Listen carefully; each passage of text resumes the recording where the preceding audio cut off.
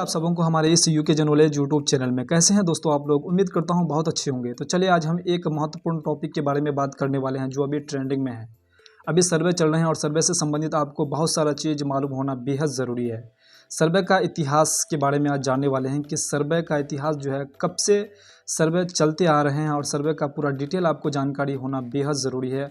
और इस वीडियो में जो है हम आपको जो है पूरा डिटेल जानकारी देने वाले हैं कि सर्वे किस प्रकार से चलते आ रहे हैं और कब से चलते आ रहे हैं और सर्वे में किस प्रकार से बदलाव होते आ रहे हैं। इस वीडियो में जो है आपको पूरा डिटेल जानकारी देने वाले हैं, इसलिए वीडियो को जो है शुरू से अंत तक जरूर देखिएगा। अगर मेरे चैनल में नए आए हैं तो प्लीज़ आपसे रिक्वेस्ट है कि आप मेरे चैनल को सब्सक्राइब, लाइक और बेल आइकन घंटी को जरूर दबा दीजिएगा ताकि हर एक वीडियो का नोटिफिकेशन आप तक सबसे पहले पहुंचे, कोई भी वीडियो आपसे मिस ना हो जाए। इसलिए आप चैनल को ज़रूर सब्सक्राइब कीजिएगा। तो चलिए वीडियो को करते हैं स्टार्ट। सबसे पहले समझ लेते हैं कि सर्वे का इतिहास क्या है। सर्वे का इतिहास का पूरा डिटेल जानकारी आपको मिलने वाला है, तो वीडियो में बने रहिएगा। तो सर्वे का इतिहास क्या है ये जानते हैं कि सर्वे का इतिहास काफ़ी प्राचीन है। प्रारंभिक काल में भूमि की कमी नहीं थी। प्रारंभिक काल में क्या थी? भूमि की कमी नहीं थी। प्रारंभिक काल में बहुत बड़े टुकड़ों पर जो है यहाँ पर बहुत बड़ा बड़ा प्लॉट हुआ करता था। इस प्रकार से बड़े बड़े टुकड़े हुआ करते थे। लोग बड़े बड़े भूमि के टुकड़ों का जो है स्वामी हुआ करते थे। मान के चले ये इतना बहुत एकड़ों में ये ज़मीन है, तो एक खुद मालिक होता था। अभी तो इसमें इस प्रकार से बदलाव हो गया है कि हज़ारों इसमें मालिक हो चुका है। तो इसी के बारे में पूरा डिटेल जानकारी देने वाले हैं आपको। तो यहाँ पर जो है जनसंख्या बढ़ने से धीरे धीरे जो है ज़मीन की कमी होने लगी।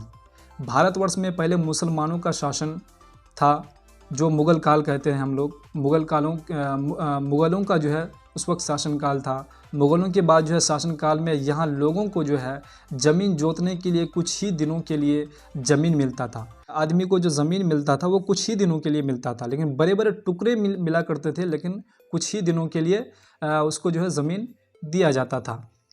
फिर ज़मीन वापस ले लिया जाता था। कुछ ही दिनों के लिए ज़मीन उसको दिया जाता था, उसके बाद फिर उससे क्या किया जाता था? वापस ले लिया जाता था।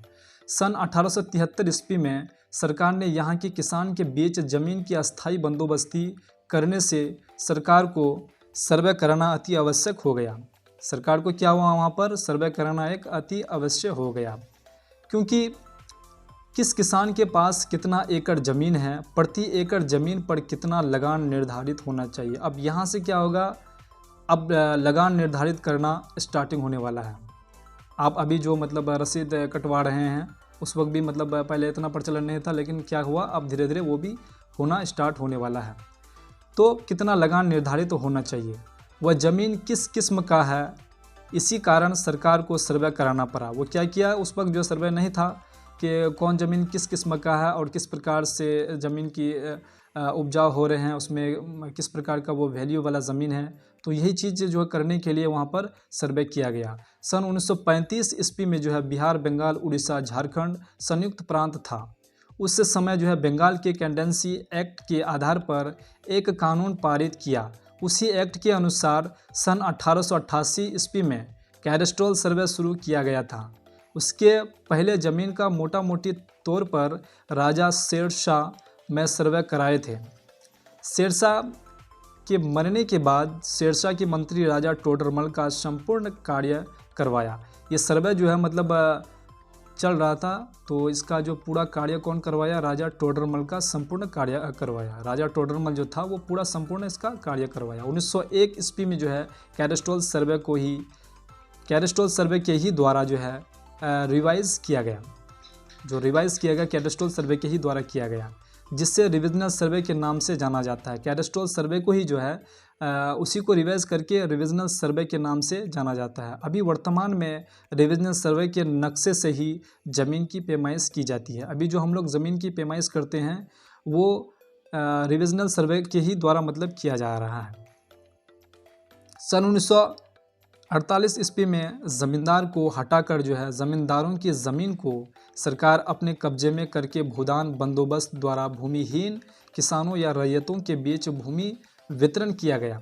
सन 1913 ईस्वी में छोटा नागपुर टेंडेंसी एक्ट तथा इसी वर्ष समथाल परगना टेंडेंसी बनाया गया था और उस एक्ट के अनुसार आदिवासी किसान बिना जिला अधिकारी द्वारा परमिशन लिए बिना अधिकारी ज़मीन बेचने का अधिकार नहीं था।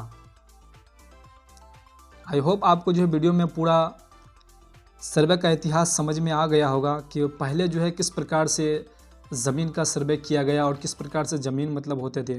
पहले जो है किसानों के पास बड़े बड़े टुकड़े हुआ करते थे, एक किसान के बाद बड़े टुकड़े हुआ करते थे। उसके बाद जो है सरकार ने धीरे धीरे क्या किया, इस पर सर्वे करना चालू किया और सर्वे करने के बाद इसमें जो है मतलब लगान निर्धारित किया गया कि किस प्रकार की ज़मीन है, इसमें कितना लगान होनी चाहिए। जैसे अभी हो रहे हैं हम लोग के अभी प्रेजेंट में जो अभी सर्वे हो रहे हैं, इस प्रकार से इस सर्वे में भी जो है लगान को फिर चेंजिंग किया जाएगा शायद। तो उसी प्रकार से जो है सर्वे में जो है इस प्रकार से ये सब चीज़ की चेंजिंग होती रहती है। पहले जो बड़े बड़े टुकड़े हुआ करते थे, इस प्रकार के बड़े बड़े टुकड़े हुआ करते थे। अब इस बड़े बड़े टुकड़ों में जो है 1000 आदमी जो है यहाँ पर ज़मीन होते हैं, ख़रीदते हैं और इसमें जो है इसीलिए जो है यहाँ पर टुकड़ों में खंडन हो जाते हैं। पहले बड़े बड़े टुकड़े हुआ करते थे, अभी छोटे छोटे टुकड़ों में यहाँ पर विभाजित हो गए हैं। आई होप आपको जो है सर्वे का पूरा इतिहास आपको समझ में आ गया। आपको वीडियो पसंद आई होगी, अगर वीडियो पसंद आई है तो वीडियो को लाइक, चैनल को सब्सक्राइब और बेल आइकन घंटी को जरूर दबा दीजिएगा ताकि हर एक वीडियो का नोटिफिकेशन आप तक सबसे पहले पहुँचे। तो चलिए फिर से नेक्स्ट वीडियो में मिलते हैं, तब तक के लिए जय हिंद।